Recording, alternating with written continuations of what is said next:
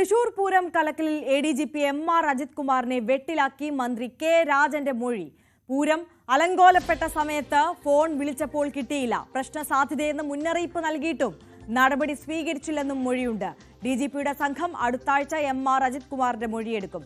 Dan Kurian ചേരുന്നു വിവരങ്ങളുമായി. Dan, വളരെ നിർണായകമായ മൊഴിയാണ് മന്ത്രിയുടെ ഭാഗത്തു നിന്നുണ്ടായിട്ടുള്ളത്. മന്ത്രി തന്നെ ADGPക്ക് എതിരെ സംസാരിക്കുന്ന സാഹചര്യം, വിശദാംശങ്ങൾ.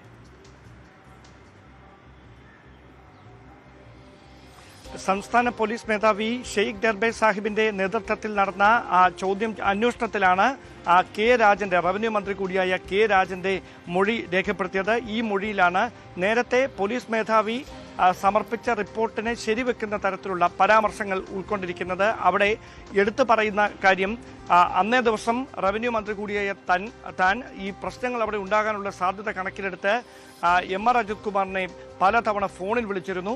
ആദ്യഘട്ടങ്ങളിൽ ഫോണിൽ സംസാരിക്കുകയും നേരിൽ സംസാരിക്കുകയും ഒക്കെ ചെയ്തു. പക്ഷേ ഈ വലിയ തരത്തിലേക്ക് ഒരു ക്രമസമാധാന പ്രശ്നമായി ഈ പൂരം അലങ്കോലപ്പെടുത്തുന്ന ഒരു സാഹചര്യം ഉണ്ടായ സമയത്ത് ഫോണിൽ ബന്ധപ്പെട്ടെങ്കിലും ഫോണിൽ പ്രതികരിക്കാൻ തയ്യാറായില്ല. സ്വകാര്യ നമ്പറിൽ നിന്നും തൻ്റെ പേഴ്സണൽ നമ്പറിൽ നിന്നുമൊക്കെ MR അജിത് കുമാറിനെ താൻ ഫോണിൽ വിളിച്ചു. പക്ഷേ അപ്പോഴൊന്നും അജിത് കുമാറിന്റെ ഭാഗത്തു നിന്ന് ഒരു പ്രതികരണവും ഉണ്ടായില്ല. ഫോൺ എടുക്കുക പോലും ചെയ്തില്ല. പ്രശ്നങ്ങൾ ഉണ്ടാകുമെന്ന കാര്യം നേരത്തെ തന്നെ ഉറപ്പായിരുന്നു. അതുകൊണ്ട് തന്നെയാണ് MR അജിത് കുമാർ ഈ കാര്യങ്ങൾ മുന്നറിയിപ്പ് നൽകിക്കൊണ്ട് ഈ പ്രശ്നങ്ങൾ ഉണ്ടാകാനുള്ള സാധ്യതയുണ്ട് എന്ന് താൻ തന്നെ പറഞ്ഞത് എന്നുകൂടി ഈ റവന്യൂ മന്ത്രി സംസ്ഥാന പോലീസ് മേധാവിയുടെ നേതൃത്വത്തിലുള്ള അന്വേഷണ സംഘത്തിന് മൊഴി നൽകിയിട്ടുണ്ട്.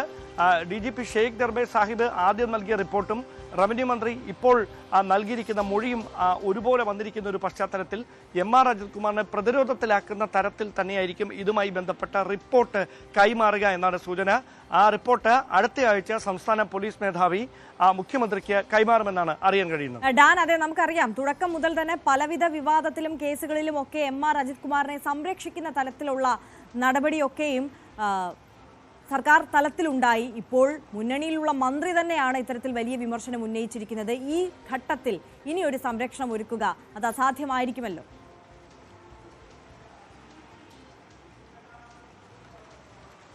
തീർച്ചയായിട്ടും അവിടെ ഈ സംസ്ഥാന പോലീസ് മേധാവിമാരെ, അതായത് ഈ വരുന്ന 30-ാം തീയതി ഷെയ്ഖ് ദർബെ സാഹിബ് DGP സ്ഥാനം, സ്റ്റേറ്റ് പോലീസ് ചീഫിന്റെ സ്ഥാനം ഒഴിയുകയാണ്. അതുകൊണ്ട് തന്നെ പുതിയ DGP വരേണ്ടതുണ്ട്. അതിനുവേണ്ടി 6 പേരുടെ ലിസ്റ്റാണ് UPSC ബോർഡിന് അയച്ചിരിക്കുന്നത്. അതിൽ നിന്ന് 3 പേരുടെ ചുരുക്കപ്പട്ടിക UPSC തിരികെ അയക്കും. ആ ലിസ്റ്റിൽ MR അജിത് കുമാറിന്റെ പേരുണ്ടാകുമോ എന്ന ആകാംക്ഷ നിലനിൽക്കുന്നതിനിടയിലാണ് തൃശൂർ പൂരം കലക്കലുമായി ബന്ധപ്പെട്ടുകൊണ്ട് MR അജിത് കുമാറിനെ പ്രതിരോധത്തിലാക്കുന്ന ഒരു മൊഴി റവന്യൂ മന്ത്രി കൂടിയായ കെ രാജന്റെ ഭാഗത്തു നിന്ന് പുറത്തു വന്നിരിക്കുന്നത്. അതിൽ ഏത് തരത്തിലായിരിക്കും സർക്കാരിന്റെ ഭാഗത്തു നിന്നുള്ള തുടർ നീക്കങ്ങൾ എന്നാണ് അറിയാനുള്ളത്.